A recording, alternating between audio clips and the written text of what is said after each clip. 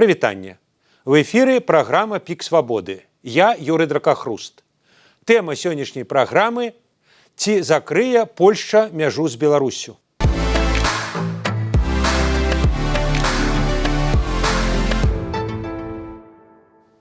Сёння наш гость – журналист газеты «Жэч Паспаліта» Руслан Шошин. Руслан, добрый день. Добрый день, вітаю вас. Руслан, польскі міністр замежных справаў Радаслаў Сікорскі днямі заявіў, я цытую: «Улічваючы дзеянні Беларусі, мы разглядаем магчымасць закрыцця ўсіх памежных пераходаў. Цяпер мы высвятляем, ці шкодна гэта для эканомікі. Фіны закрылі памежныя пераходы з Расіяй і праблемы спыніліся». Канец цытаты. Руслан, вось тут ідзе размова толькі пра рух людзей ці пра рух грузаў таксама? Ну, праблема ў тым, што не было ніякіх дадатковых заяваў на гэтую тэму, і гэта была такая заява адчыненая. З таго можна зразумець, што гаворка ідзе пра поўнае закрыццё мяжы ўсіх існуючых пераходаў, таксама і таварнага пераходу, праз які праязджаюць фуры з таварамі. Таму тут, на жаль, і таксама і пасажырскі пераход у Трэсполі. Вось гэта як бы гэта тое, што кажа міністр. Што сапраўды прымаецца нейкае рашэнне ці абмяркоўваецца, ніхто гэта не здраджвае пакуль, і няма ніякіх дадатковых таксама рэакцыяў з боку кіруючай кааліцыі ў Польшчы. А з боку апазіцыі? Ну, на жаль, таксама няма, бо сёння, па-першае, замежная палітыка у Польшчы, яна не настолькі, якраз такі ў гэты перыяд, яна не настолькі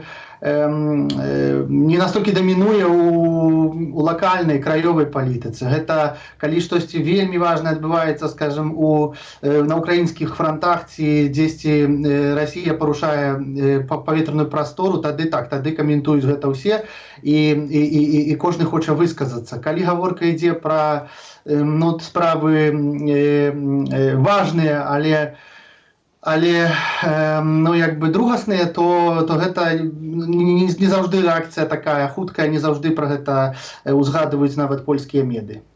Руслан, а вось патлумачце логіку.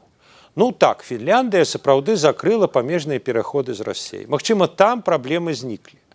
Але, наколькі мы ведаем, міграцыйны крызіс доўжыцца ўжо з 2021 году, нелегальныя мігранты з Беларусі трапляюць у Польшу не праз пераходы. Яны шукаюць абыходныя шляхі, нават дзеляцца, дзе там можна праскачыць. Яны ўрэшце спрабуюць прарвацца праз сцяну. І вось забойца вайскоўца на мяжы, ён трапіў не праз пераход. Яны пралезлі праз сцяну, і он ножом пырнуў польскага салдата. Так як праблема спыніцца, як сказаў гаспадар Сікорскі, ад таго, што ўсё будзе перакрыта? Што ўсё? Сцена не будзе перакрыта, як высвятляецца? Я думаю, што тут я б гэта падзяліў, і перашае гэта, канешне, логіку тут я разумею так, што скончыліся ўсе магчымыя ўжо і немагчымыя інструменты ўплыву на рэжым Лукашэнкі. І менавіта таму сёння гаворка ідзе ўжо пра поўнае зачыненне мяжы, бо гэта адзінае, што можа зрабіць польскі ўрад. На жаль, я бачу гэта такой безвыгаднасцю сітуацыі. Відавочна, каналы камунікацыі таксама ўжо асабліва не працуюць з Менскам, няма відавочна нейкіх кантактаў істотных, дзе можна вырашаць нейкія крызісныя, нават такія вельмі тэхнічныя пытанні. Відавочна, Менск ужо не чуе, не слухае і не хоча чуць польскі бок. І ўсе гэтыя правакацыі на мяжы змушаюць польскую ўладу зрабіць нейкае дзеянне ў дачыненні да Лукашэнкі, каб ужо зрабіць хоць штосьці, а застаецца толькі зачыненне мяжы. Канешне, гэта не паўплывае. Калі мы гаворым пра пасажырскі пераход, то тут адназначна гэта не паўплывае на тое, што Лукашенко скончыць правакацыі. Я думаю, што гэта не будзе мець для яго вялікага значэння, бо ягоныя там блізкія гэтай мяжы не перасякаюць. Таксама для беларускіх чыноўнікаў высокага ўзроўню гэта мяжа яна неістотная. Яны будуць ездзіць у Еўропу праз аэрапорт у Стамбуле. Праблема ў тым, што будуць цярпець гэта рашэнне звычайныя беларусы. Варта, каб гэта было, канешне, падзелена, каб гэта разглядалі асобна гэтыя санкцыі, якія ўдараюць па рэжыму, асобна якія могуць адбіцца вельмі балюча па звычайных людзях. Ну і тут гаворка пра таварныя пераходы, пра тавары. Вось гэта, канешне, было б больш прадуктыўна, і я думаю, што такія варыянты разглядаюцца, і ідзе, канешне, спроба таксама знайсці нейкія механізмы ўплыву на Лукашэнку праз трэція краіны, якія зацікаўленыя у транзіце гэтых тавараў. Тут у першую чаргу, канешне, гаворка пра Кітай, куды з візітам адправіўся прэзідэнт Польшчы Анджэй Дуда. Ну вот пра гэта мы крышачку пагаворым пазней, а зараз вот пра ўсё ж такі беларусаў. Вось дэмакратычная лідарка Беларусі Святлана Ціхановская ў адказ на заяву Сікорскага заявіла, што не згодная з гэтым намерам польскага боку зачыніць усе памежныя пераходы. Мы не можам кінуць беларусаў на волю лёсу за новай жалезнай заслонай, напісала яна в соцсетцы X. Ну, яна можа і не можа кінуць, а Варшава можа і можа кінуць. Наколькі вот такога кшталту аргументы для Варшавы значныя? Ну да, так атрымліваецца, што як бы Беларусь ізалюецца вся Беларусь, не только Лукашенко. Изолюется, фактично як бы впихивается в российскую всякую простору, так сказать, и информационную, культурную, миграционную, мобильную и так далее. Ну вот тут не атрымліваецца, ведаеце, як в старым анекдоте наконт того, что шукать не там, где сгубил, а там, где светло. Вот межу можно перекрыть, так. А тое, что як бы мэты Варшавы, не Тихановская, а Варшавы досягнуты не будут, ну и ладно. Так? Ну, зато вось, ну, скажем, у дужках мы покажем Лукашенку, что ўсё ж таки мы вось прымаем радыкальныя крокі, зачыняем мяжу і рабі вось гэтым што заўгодна. Магчыма, у Варшаве не ўсе разумеюць, што Лукашенко не трошыцца асабліва інтарэсамі сваіх грамадзянаў. Магчыма, вось гэта таксама праблема, што я так думаю, тэарэтызую, канешне, што хтосьці дапускае такую думку, што пад прэсіяй нейкай знутры Лукашенко прыме нейкія рашэнні. А ў Беларусі, як мы ўсе добра ведаем, людзі, якія займаюцца Беларусю многа гадоў, што там рашэнні не прымаюцца такім чынам, што Лукашенко аналізуе нейкія сацыялагічныя пытанні ці аналізуе настроі грамадзянаў, і вось ён будзе выходзіць як бы з такога пункту, абапіраючыся на сваіх суайчыннікаў. І тут, канешне, на жаль, гэтыя аргументы дэмакратычнай апазіцыі, яны, магчыма, і трапляюць, і, магчыма, яны прамаўляюць, але гэта у такіх краінах, як Польшча, гэта важна, каб унутры краіны, унутры Польшчы была на гэтую тэму дыскусія, каб на гэту тэму выказваліся людзі, лідары меркаванняў, каб на гэтую тэму выказваліся палітыкі. Таму што давайте не будзем перабольшваць уплыву дэмакратычнай апазіцыі, дэмакратычнай супольнасці беларускай на кіраўніцтва пэўных краінаў. Мы бачым, што пэўныя рашэнні прымаюцца, і ніякі ўплыў не дапамагае гэтыя рашэнні устрымаць. Часамі хтосьці штосьці абяцае, а робіць па-іншаму. Таму тут ўсё залежыць ад унутранай павесткі, ад унутраных дыскусій. Ці гэта дыскусія ўнутры Польшчы будзе настолькі моцная.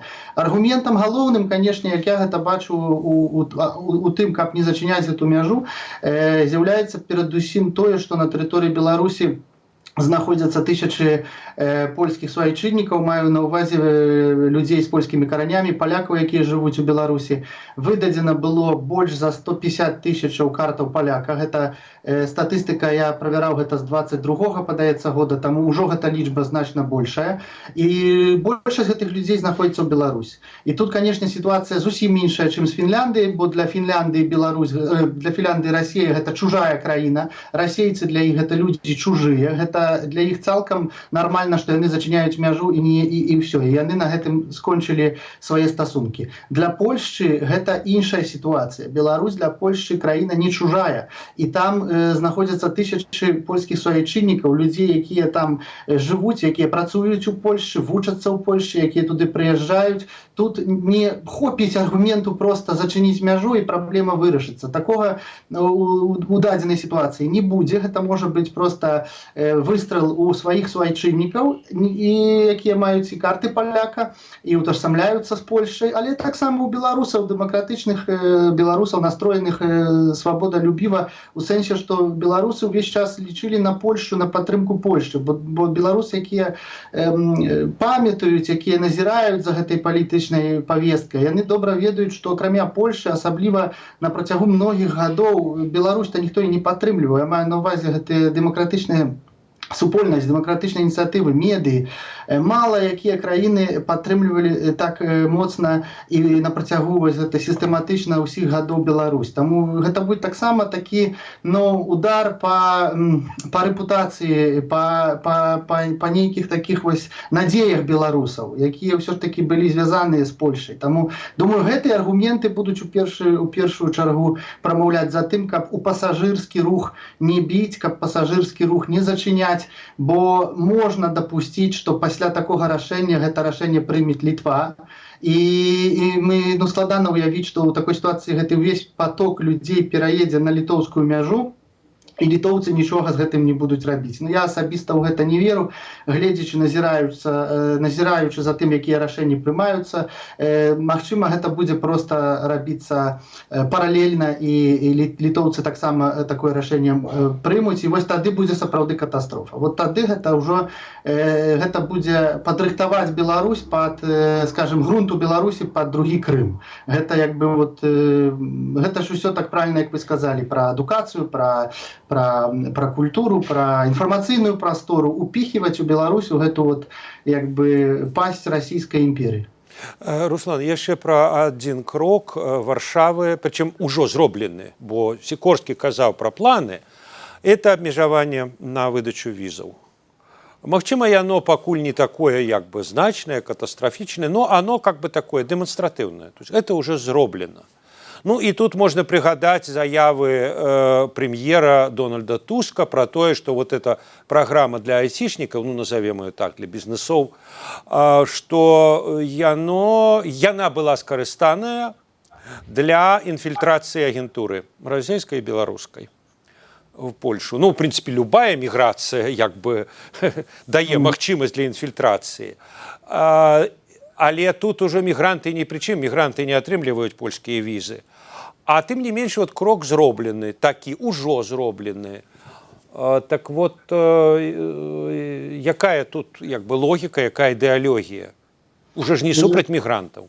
Дакладна, тут унутранае пытанне, таму што тут ідзе на працягу яшчэ перадвыбарчая кампанія, калі была восеньская ў Польшчы, калі была барацьба паміж ПіС і аб'яднанай кааліцыяй на чале з партыяй Дональда Туска, тады вельмі моцна выстраліла гэта пытанне візавая афёра, так званая візавая афёра, калі выйшла ў медыях інфармацыя аб тым, што прыцягвалі ў Польшу рабочую сілу,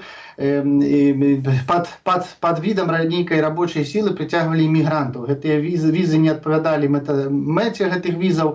Гэта была і сярэдняя Азія, гэта была і Індыя, падаецца, іншыя краіны, якія былі уцягнутыя. І там была таксама выплыла гэта праграма Poland Business Harbor, якая, як казалі ва ўрадзе ўжо пазней Дональда Туска, яна сябе не апраўдала і сваіх мэтаў яна не не дасягнула, і што там таксама былі людзі, якія атрымлівалі візы. Гэта і сапраўды праўда, але тут пытанне ў тым, што ўсё закінута было ў одну кучу. Усе пытанні вось гэтых візавыя афёры, там былі канкрэтныя выпадкі апісаныя, ёсць адпаведная камісія, якая працуе ў польскім сейме, сёння займаецца гэтымі візамі. Быў віцэ-міністр замежных справаў, які страціў пасаду, быў, падаецца, затрыманы. Вось я не ведаю, якім стане сёння гэта справа, і пракуратура гэтай справай займалася. Вось, таму тут, канешне, праблема была ў тым, што адна афёра, якая была звязаная крыху з іншымі краінамі і моцна з іншымі краінамі, адбілася на ўсіх візавых пытаннях Польшчы, і тут, канешне, пачалі правяраць усё падрад, і, канешне, крыху гэта было зроблена так, што я думаю, што проста беларускае пытанне тут у гэтым кантэксце оно было так выпадковым зусім. І, на жаль, вось гэта рашэнне, якое было прынятае, думаю, па таксама абмежаванні, гэта таксама агульная тэндэнцыя так званага упарадкавання візавага сістэмы ў Польшчы, што гэта сістэмная праца, гэта праца бюракратычная, і таму тут узяліся за парадкаванне вось гэтых працэдураў, абмежаванняў, больш дэтальна гэтыя тэмы, новыя ўлады, маю на мыслі, новыя працаўнікі міністэрства замежных справаў, і таму тут Беларусь таксама попала под гэту працэдуру, і думаю, што тут агульная тэндэнцыя. Яна, конечно, не звязаная з нейкай непрыязню ў дачыненні да Беларусі менавіта, бо гэта па ўсіх краінах ідзе такая, ну, скажем, як кажуць у Польшчы, рэмамент. Гэта на канец году пераглядаецца колькі стратаў, колькі зыскаў, што зроблена добра. Вось сёння мы таксама рэмамент перажываем уже паўгады пасля выбараў у Польшчы. Ну, да таго ж, я разумею, я вас перапыню, прабачце. Я так разумею, што это показалі і выбары ў Еўрапарламент. Ну так, гэта таксама важна, што ў Польшчы ёсць падтрымка грамадзянаў вось таму, што робіць польскае кіраўніцтва, таму што, канешне, былі сацыялагічныя пытанні, і вось палякі добра ацэньваюць дзейнасці Дональда Туска і міністра Радаслава Сікорскага. Гэта свежая справа некалькі дзён таму. Але іншых там па нейкіх светапоглядавых пытанняў там міністры яны больш згубілі ў вачах палякаў, калі казаць пра нейкія пытанні там сям'і, адукацыі і так далей. Але вось гэтыя фундаментальныя міністэрствы ў сённяшнім гэтым міжнароднай павестцы, гэта яны ў вачах палякаў вельмі моцна падтрымліваюцца, таму што перадусім мяжа з Беларусю, яна ўвесь час з'яўляецца такой тэмай такога, ну, узбуджэння польскага грамадства. Забойства жаўнера таксама было такім пераломным момантам, калі, напэўна, кожны паляк сказаў, што ну трэба нешта з гэтай ужо зрабіць. З гэтым Лукашэнкам, з гэтай Беларусю ўжо гэта ўсё надакучыла. Людзі, якія не разумеюць, якія не сачылі за падзеямі там 20-го года, а многія людзі пра гэта і не ведаюць, ды і забыліся ўжо, даўно гэта было, што для іх гэта, ну, пытанне такое нейкае, вось, якое трэба вырашыць, яны не ведаюць, як гэта вырашаць, але ўлады павінны нешта з гэтым зрабіць. Што сёння ўлады могуць зрабіць? Ну, ўлады могуць зачыніць мяжу. Ну, вось улады скажуць грамадству польскаму, што мы мяжу зачынілі, мы Лукашэнку паказалі. Ну, палякі скажуць, вось, напэўна, шмат палякаў скажа, што рашэнне добрае, таму што, ў прынцыпе, трэба Лукашэнку гэтым рашэннем прыціснуць, калі гэта будзе пра гандаль, а калі гэта будзе проста памежны пераход для пасажыраў, ну, я думаю, тады хутка польскія медыі патлумачаць грамадству, што гэта асабліва не ўплывае на Лукашэнку, бо яго адзінае, што цікавіць, гэта грошы, а другое гэта інтарэсы іншых краінаў, з якімі ён звязаны. Таму тут, я думаю, што проста Лукашэнка сваімі дзеяннямі апошніх гадоў сам накіравана дабіваў гэтыя стасункі з Польшчай. Думаю, што большасці санкцыяў, большасці гэтых абмежаванняў з польскага боку ніколі б не з'явілася, калі б не пазіцыя Лукашэнкі і калі б не мяжа. Бо мяжа гэта і мігранты, якія пачалі запіхвацца сюды спецслужбамі беларускімі, то гэта, канешне, тэма, якая вельмі шмат палякаў проста раздражняе. А вот теперь якраз про гандаль і про вот тую заяву прэзідэнта Дуды, про якую вы на пачатку прыгадалі. Якраз сёння ў Пекіне будуць перамовы паміж прэзідэнтам Анджэем Дудам і кіраўніком Кітаю Сі Цзіньпінам. І напярэдадні сустрэчы, напярэдадні візіту Дуда сказаў, праз міграцыйны крызіс зазнае абмежаванні чыгуначны маршрут дастаўкі кітайскіх тавараў праз Беларусь у Еўропу. Так сказано вельмі деликатно, хотя зразумела. На что разлик? На то, что Си скажет Лукашенко, не чапай мяжу. Інакш палякі перакрыюць ввогуле все. І наш транзит таксама. Тут спадзеў на гэта, ну так грубо кажучы, без дыпламатыі. Вы-то не дыпламат, а журналіст. Разлік на гэта, то есть праз Кітай націснуць на Лукашенко, каб старэйшы брат, так бы мовіць, старэйшы брат старэйшага брата, зараз ужо это самы старэйшы брат Сі, ну, каб ён як бы са сваім вассалам разабраўся. Разлік на гэта? Я думаю, што разлік менавіта на гэта, таму што пакуль гэты транзіт ён ідзе бесперабойна, і прэзідэнт Дуда ён так далікатна гэта проста намякнуў на тое, што вось гэта тэма важная ў кантэксце міграцыйнага крызісу, што, маўляў, Лукашенко тут калі будзе прадаўжаць гэта ўсё, то можа сітуацыя змяніцца. Канешне, гэта вельмі сэнсоўны крок. Сёння вось мы пачулі гадзіну таму, што Кітай адмяніў візы для грамадзянаў Польшчы на прабыванне да 15 дзён, вось менавіта падчас сённяшняй сустрэчы.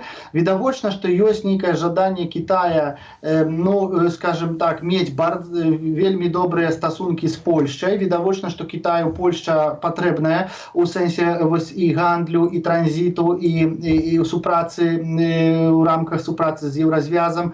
Таму што агульныя тэндэнцыі, яны, канешне, не асабліва на руку Кітаю, калі казаць пра Еўропу, калі казаць пра стасункі з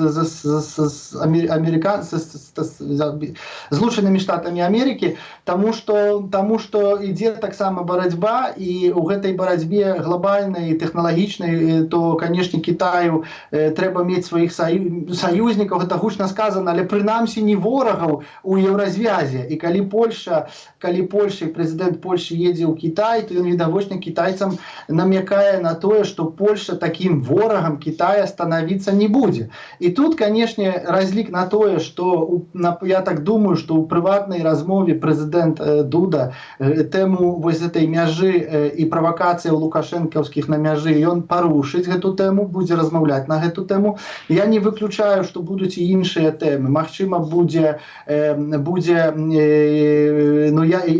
я у гэтым усім бачыў таксама і пытанне палітвязняў, пытанне вызвалення таксама і Анджэя Пачобута.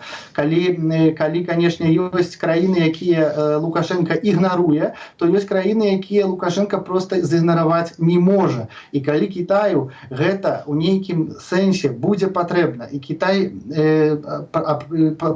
пралічыць усе свае гэтыя і страты, і зыскі, тое, што ён з гэтага ўсяго атрымае, то Кітай, канешне, делікатна можа Лукашенку папрасіць, каб прынамсі спыніць вот тое, што адбываецца на мяжы. Магчыма, будуць нейкія іншыя крокі.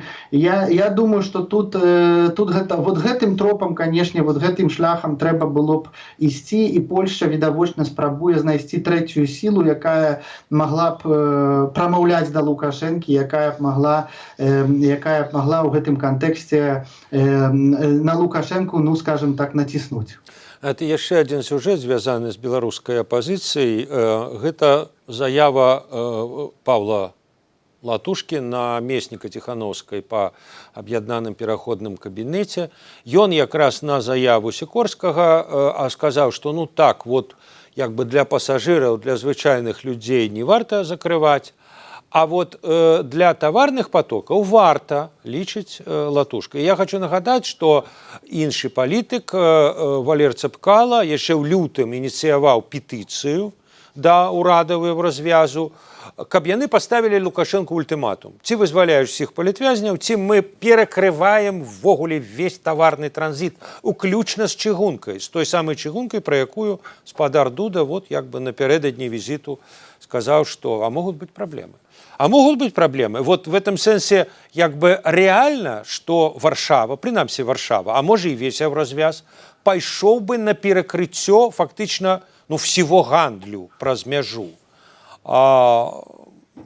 Я вам скажу так, тут эта тема, яна вельмі гучна гучала, і яна вельмі файна, як бы вось пра гэта падаецца з аднаго боку, што сэнс у гэтым ёсць. А з іншага боку, калі мы глянем на лічбы, то ў 2020 годзе вот я спрабаваў знайсці новыя лічбы, але яны яшчэ меншыя. У 2020 годзе 4% кітайскага гандлю, усяго кітайскага гандлю па вартасці з еўразвязам ішло праз чыгунку.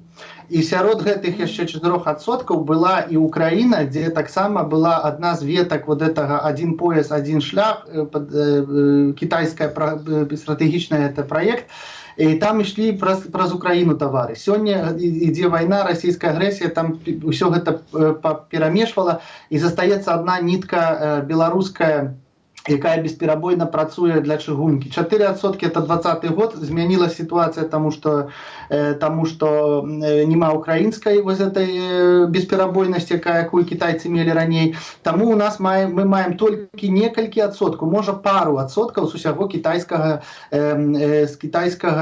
экспарту тавараў у Еўропу. І тут, калі, скажем, адназначна не будзе агульнаеўрапейскай нейкай такой палітыкі, рашэння, гэта рашэнне краёвае рашэнне.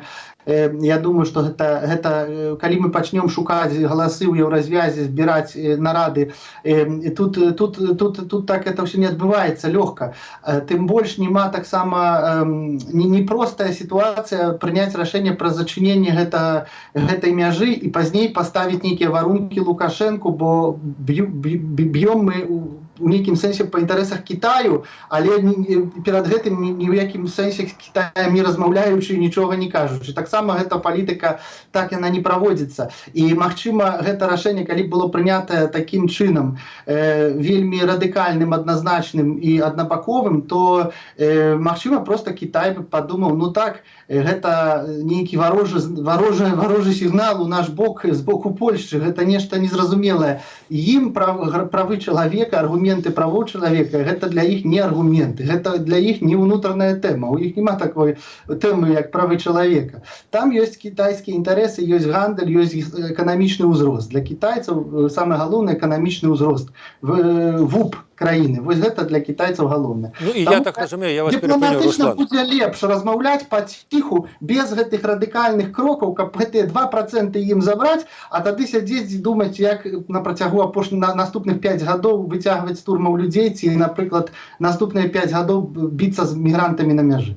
Руслан, і наколькі я разумею, паколькі вы кажаце, што забяспечыць кансэнсус в развязе немагчыма, то і, умоўна кажучы, там, я не ведаю, Берлін, Вена, будут, принамсі, раздражненные тым, што Варшава вот в аднабаковым парядку іх гандаль з Кітаем вот перекрыла па сваіх нейкіх меркаваннях, так?